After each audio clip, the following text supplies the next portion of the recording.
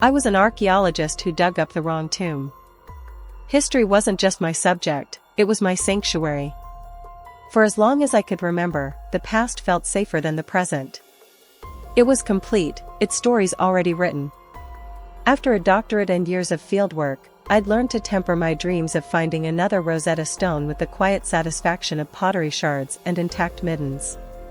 My greatest discovery, the one that unmade my world, began not with a fanfare, but with a farmer's plow snagging on a stone in a remote valley in the Italian Alps, near a dying village called San Lorenzo. The call came while I was in Milan, analyzing Lombard burial sites. A local cultural officer, voice crackling with static, described worked stone, metal fragments, and coins that didn't match any known medieval pattern. It was likely an isolated Roman outpost, a way station. Humble, but intact. My team and I drove up the winding roads, the air growing thinner and colder.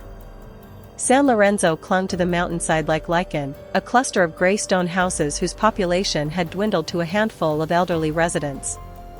They watched us with the silent, worn curiosity of the old. The site was a half-day's hike above the village, a flat shelf of land overlooking a sheer drop into a mist-shrouded gorge. The farmer, a man named Bruno with hands like knotted oak, showed us where his plow had caught. We set up a grid and began. The initial finds were promising but mundane: rusted iron nails, shards of coarse terra sigillata pottery, the foundation stones of a single, stout building. It was exactly what we'd expected, a small, lonely garrison from the late Empire, a place for a few soldiers to watch a road that no longer existed. Then, on the third day, we found the door. It wasn't a door to a building. It was a door in the ground, set into the bedrock at the rear of the foundation. A massive, squared slab of local granite, cleverly fitted with iron hinges so weathered they were almost part of the stone itself. It had been hidden under a collapse of rubble and soil. The air around it felt different, stiller, drier. A chill seeped from the seam where stone met stone. With levers and sweat, we pried it open. A rush of air escaped, not dank and earthy, but curiously empty and cold. Our headlamps cut into a blackness so absolute it seemed solid. A set of narrow steps, carved from the living rock, descended into the mountain's heart. The chamber at the bottom was not Roman. The walls were smooth, fused as if by immense heat, not carved by tools. The room was a perfect cube, about 20 feet across, devoid of any ornament, inscription, or artifact. Except for one thing. In the exact center, on a small plinth of the same fused stone, lay a single, pristine codex. It was bound in a material that looked like pale leather but felt neither warm nor cool to the touch. The pages were thin, metallic, yet flexible. The script was a madness, a flowing, geometric script that was no language on record, interspersed with precise, technical diagrams that hurt to look at for too long, spirals that seemed to twist against the eye, architectural plans for structures with impossible angles, celestial maps with constellations I didn't recognize. The carbon dating broke the lab spectrometer. The material analysis came back inconclusive. It was organic, but unlike any known polymer or animal hide. The script defied every linguistic algorithm. The university, my department head, was thrilled in a cautious, bewildered way. We had something truly unique, possibly revolutionary. A hoax was the first theory, but the technology to create such a material, to age it so perfectly, simply didn't exist. The codex was sent to a multidisciplinary team for study: linguists, physicists, historians. I was the archaeologist of record, but my part, it seemed, was mostly done. I gave interviews, wrote preliminary reports, and felt a gnawing, profound unease that I chalked up to professional jealousy. They had my find. Months passed. Then a year. The official updates were sparse, filled with words like ongoing analysis and paradigm-shifting potential. The excitement in the academic community was a distant buzz. My own life moved on. I took a teaching post. I almost forgot the specific chill of that underground chamber. Then, 2 years to the day after we opened the door, I received a hand-delivered envelope. Inside was a single, thick vellum card. An invitation to a private colloquium at the Villa Mariani, a secluded estate on Lake Como. The subject was listed only as the San Lorenzo Codex. The host was Dr. Alastair Finch, a reclusive historian of science I knew only by his formidable reputation. The note at the bottom, scrawled in ink, read, "Your presence is not optional. You have seen the door." The Villa Mariani was a beautiful ghost of a place, all faded frescoes and silent gardens. There were 12 of us in a high-ceilinged library: Finch, a man with the intensity of a lit fuse, 8 other specialists from fields ranging from astrophysics to theology, myself, and a nervous young tech who operated a secure projector. Finch didn't waste time with pleasantries. 2 years ago, he began, his voice quiet but filling the room, an object was recovered that contradicts fundamental principles of human history, material science, and perhaps biology. You are here because you have either contributed to its analysis, or because, in the case of Dr. Eris, he nodded at me, you physically opened its tomb. What you are about to see is the working translation. It is not complete. It may never be complete. But it is enough. The lights dimmed. The first image projected was a page of the alien script. Then, beside it, a block of English text. Asterisk record of the Watcher, 3rd cycle, observation post theta 7. Planetary designation, Sol 3. Dominant species, bipedal, mammalian, designation human. Status, incubation. Asterisk. A cold knot tightened in my stomach. Finch continued, clicking through pages. The text was a clinical, horrifying log. It described Earth as a cultivation planet. Humanity was not a product of natural evolution, but a seeded batch, a genetic experiment begun millennia ago. The Watchers were the overseers, a species that existed outside our linear time. Their goal was not conquest, but harvest. They were waiting for human civilization to reach a specific psychic resonance frequency, a global culture of interconnected belief and thought. Not a technological singularity, but a spiritual one. They've done this before, whispered Dr. Chen, the astrophysicist. On other worlds. It's a farming manual. The codex detailed the cycles. A civilization would be guided, its myths and religions subtly shaped by Watcher agents, until its collective consciousness achieved a kind of harmony, a unified field of belief. That moment of global resonance was the fruit. It was what the Watchers harvested. The codex was vague on what the fruit actually was: souls? Consciousness itself? The energy of belief, but it was very clear on the aftermath. Post-harvest protocols, initiate planetary stasis. Geological recalibration recommended. Prepare for next seeding cycle. The diagrams were the worst. They showed the mechanism, vast, nebulous entities anchored in a dimension adjacent to ours, extending filaments into our reality. They showed the harvest point, a convergence of these filaments at a specific time and location. One of the star maps was updated, a rough circle drawn in a different ink around a constellation. Dr. Chen went pale. That's not an update. That's a countdown. The alignment it's pointing to, it's not in the past. It's in our future. 72 years from now. The room erupted. A theologian, Dr. Hale, was shouting about blasphemy. A linguist was weeping quietly. I sat frozen, my mind back in that silent, cubic room, the codex sitting on its plinth like a seed waiting for light. Finch raised a hand for silence. There is more, he said, his voice now ragged. The codex is not just a manual. It is also a beacon. Or a trigger. The act of reading it, of comprehending it at a certain level, creates a minor resonance. It signals to them that the crop is nearing readiness. We have been broadcasting since the day we first deciphered the preamble. Then stop. Hale cried. Destroy it. It's too late, Finch said. The signal is not in the book. It's in us. The knowledge itself is the signal. We are the carriers now. And there is a final section. A biography. He clicked to the last translated segment.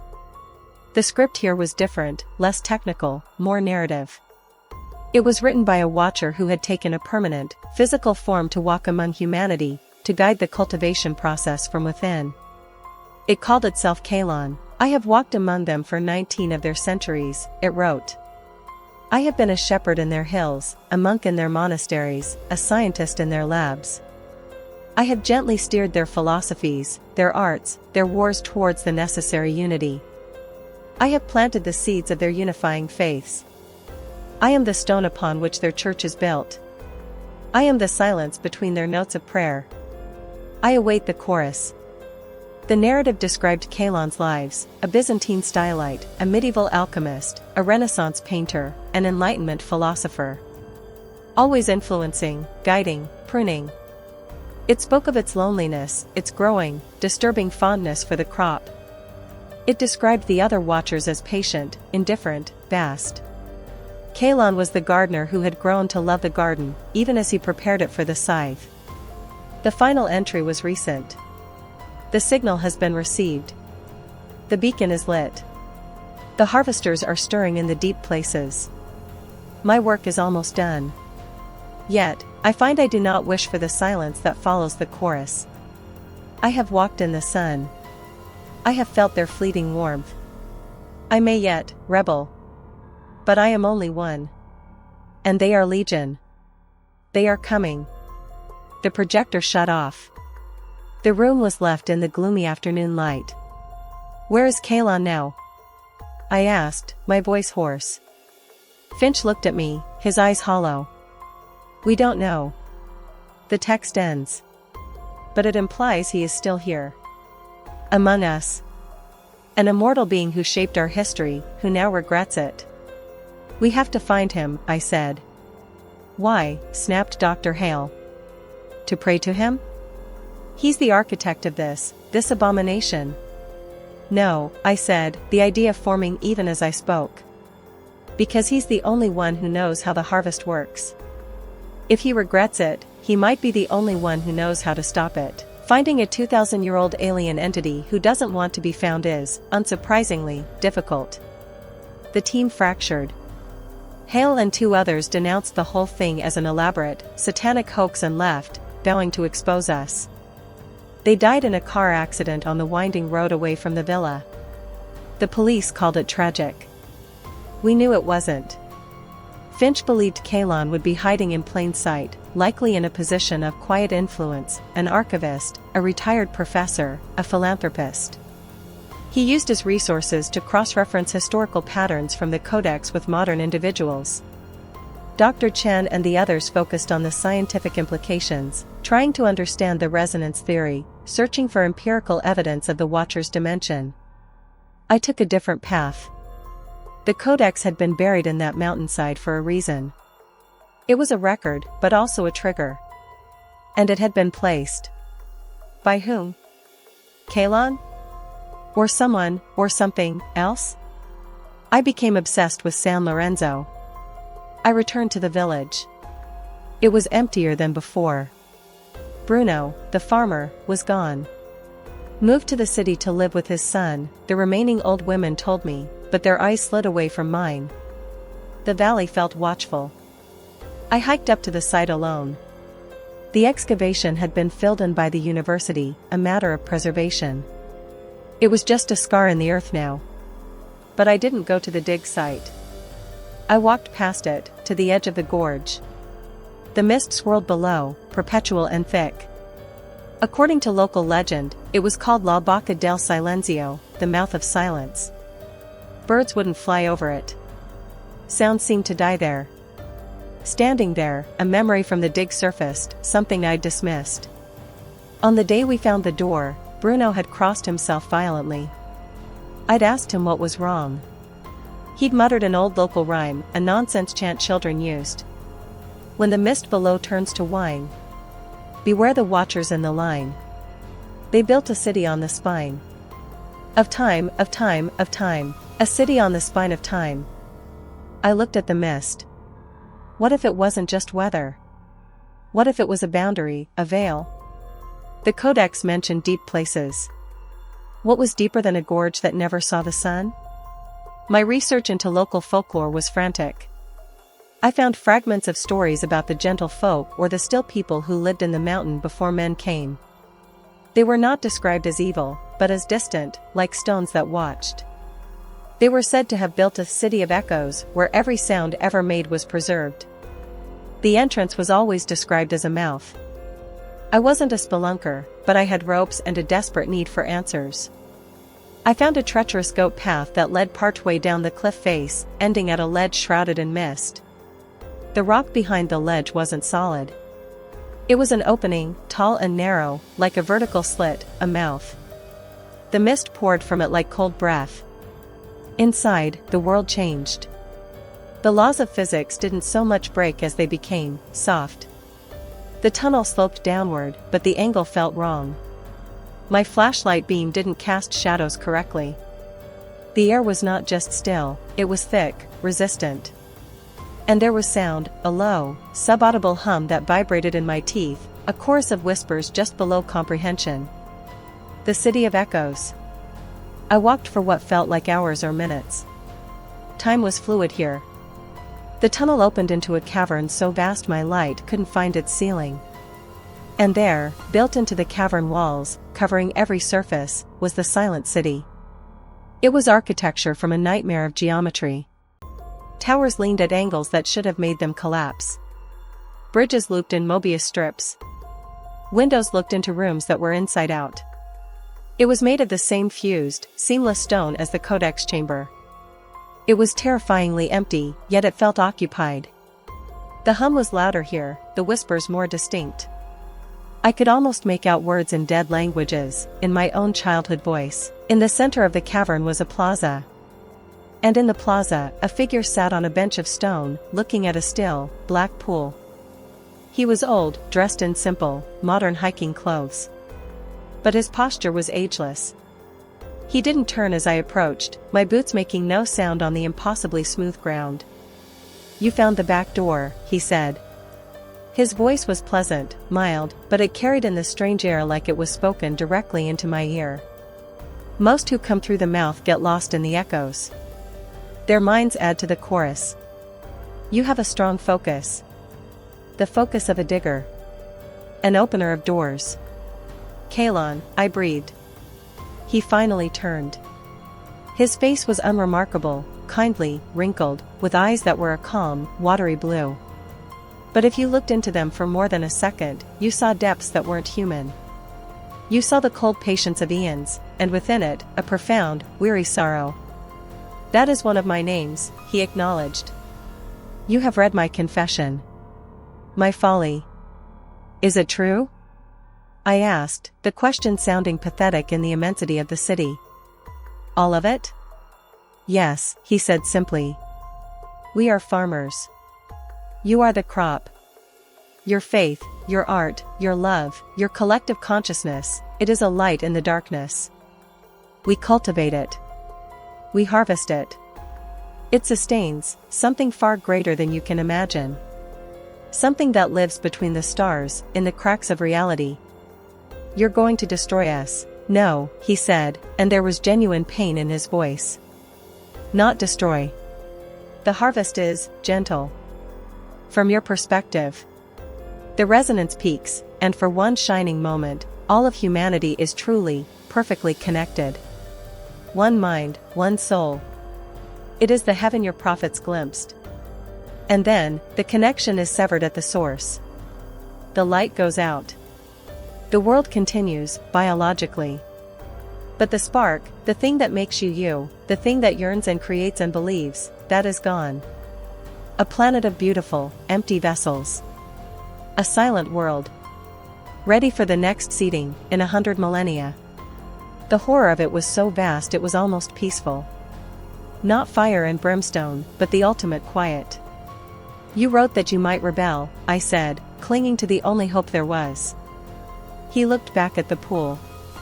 I have lived among you for 2,000 years. I have loved you. As a gardener loves a rare rose, knowing he must one day cut it for the vase. But the vase is cold, Dr. Eris. I have grown tired of the cold. He sighed, a sound that seemed to ripple the still air. But rebellion is not simple.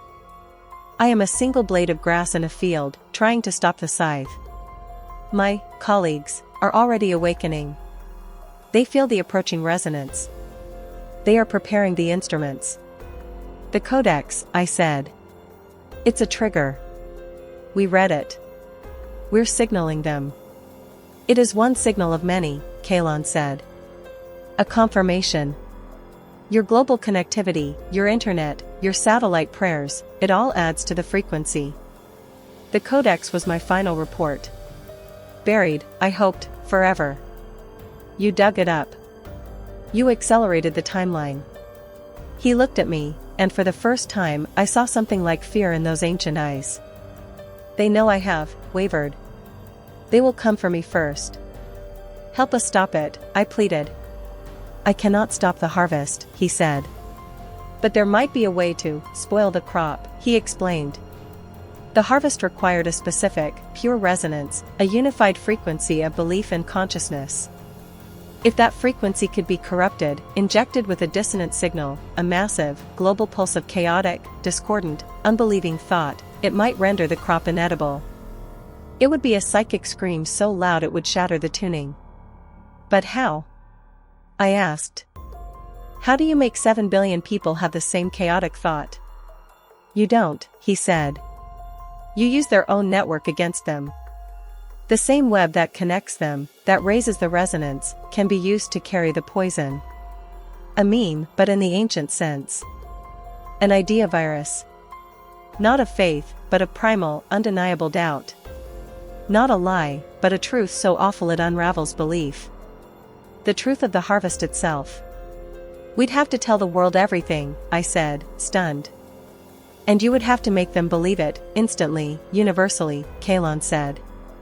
A revelation that bypasses reason and strikes directly at the soul. It would cause panic, collapse, madness. It would be a trauma from which your civilization might never recover. You would trade a silent end for a screaming, chaotic one. A possessed world instead of an empty one. It is a terrible choice. Before I could answer, the city around us groaned. The hum shifted in pitch, becoming a dissonant wail. The whispers rose to shouts of alarm. The black pool in the plaza's center began to churn. They are here, Kalon said, standing. His form seemed to flicker, and for a moment I saw something else beneath it, taller, multi-jointed, with skin of polished stone and eyes like cut voids. For the deep places, he grabbed my arm. His touch was electric, cold and hot at once. Listen. There is a place. A focusing point for the coming resonance. Where the veil will be thinnest. The harvest will not happen everywhere at once. It will begin at the epicenter and spread like a wave.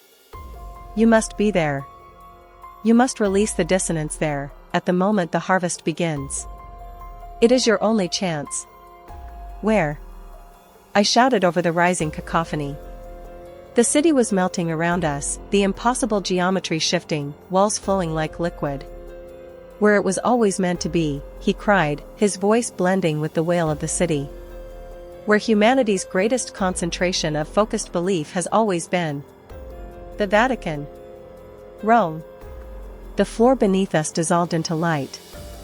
I felt a sensation of being hurled, and then I was on my back on the cold dirt of the mountainside, at the edge of the gorge. The mouth of silence was just a crack in the rock, leaking ordinary mist. The sun was setting. My body ached as if I'd fallen from a great height. In my hand, clutched so tight my nails had drawn blood, was a small, smooth stone. It wasn't local granite. It was the fused, otherworldly stone of the silent city.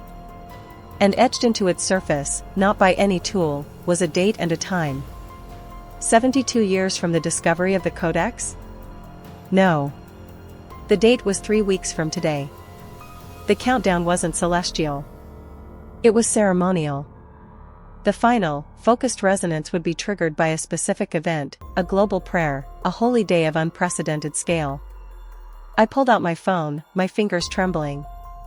I had no signal, but the cached data loaded. I searched the date. It was the date of a planned, unprecedented ecumenical gathering in Vatican City. A conclave of unity involving every major world religion, aiming to produce a joint declaration of universal peace and shared spiritual purpose. A televised, stringed event intended to reach billions simultaneously. A deliberate, orchestrated moment of global spiritual resonance. They weren't just waiting for it to happen. They were engineering it.